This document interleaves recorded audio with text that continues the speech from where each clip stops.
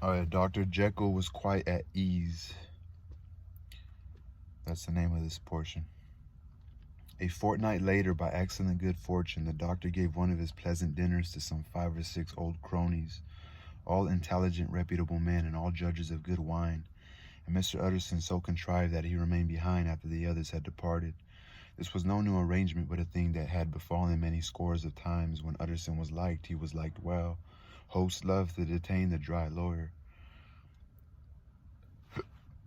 When the light-hearted and the loose-tongued had already their foot on the threshold, they liked to sit a while in his unobtrusive company, practicing for solitude, sobering their minds in the man's rich silence after the expense and strain of gaiety. To this rule Dr. Jekyll was no exception, and as he now sat on the opposite side of the fire, a large, well-made, smooth-faced man of 50, with something of a slyish cast, perhaps, but every mark of capacity and kindness, you could see by his looks that he cherished for Mr. Utterson a sincere and warm affection. "I have been wanting to speak to you, Jekyll," he began the latter. "You know that will of yours."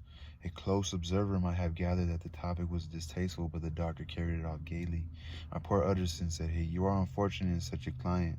I never saw a man so distressed as you were by my will, unless it were that hide-bound pedant Lanyon at what he called my scientific heresies. Oh, I know he's a good fellow. You needn't frown, an excellent fellow, and I always mean to see more of him, but a hide-bound pedant for all that. An ignorant, blatant pedant. P-E-D-A-N-T. I was never more disappointed in any man than Lanyon. You know I never approved of it," pursued Utterson, ruthlessly disregarding the fresh topic. "My will? Yes, certainly, I know that," said the doctor, a trifle sharply. "You have told me so." "Well, I tell you so again," continued the lawyer. "I have been learning something of young HYDE." Also, young HYDE. That's what happened. So he's saying that Mr. Jekyll's putting a lot of trust in that young man, Poole. I get what's going on. The large, handsome face of Dr. Jekyll grew pale to the very lips, and there came a blackness about his eyes. "I do not care to hear more," said he. "This is a matter I thought we had agreed to drop." "What I heard was abominable," said Utterson. "It can make no change. You do not understand my position," returned the doctor with a certain incoherency of manner. "I am painfully situated, Utterson. My position is a very strange one. It is one of those affairs that cannot be mended by talking." "Jekyll," said Utterson, "you know me. I am a man to be trusted. Make a clean breast of this in confidence, and I make no doubt I can get you out of it." "My good Utterson," said the doctor, "this is very good of you. This is downright good of you, and I cannot find words to thank you in. I believe you fully. I would trust you before any man alive. Before myself, if I could make the choice, but indeed it isn't what you fancy. It is not so bad as that, and just to put your good heart at rest, I will tell you one thing. The moment I choose, I can be rid of Mr. Hyde. I give you my hand upon that, and I thank you again and again, and I will just add one little word, Utterson, that I'm sure you'll take in good part. This is a private matter, and I beg of you to let it sleep."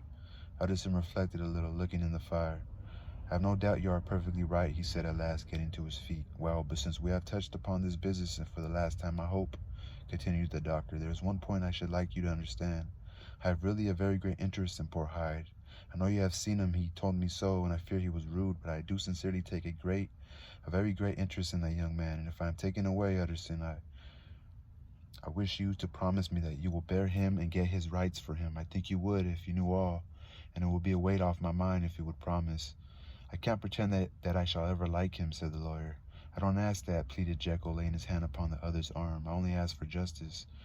I only ask for you to help him for my sake when I am no longer here." Utterson heaved an irresponsible sigh. "Well," said he, "I promise." Okay, oh yeah, I totally forgot he ran over somebody. So he's saying, "I really have a great interest in I don't know if you've seen him, but I just take a great and very interest in him. Promise, I wish that you will bear him and get him his rights for him."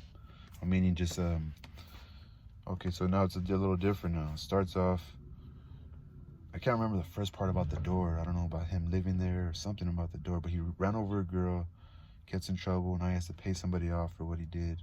This lawyer comes in the picture, ends up knowing that that guy's involved with Jekyll. It's part of his will.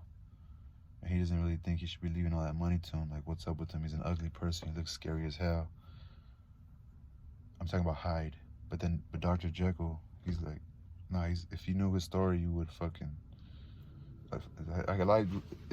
like totally everything came together in this one chapter, you know what I'm saying? For sure, man. It came together. Awesome. Peace. I like this fucking story.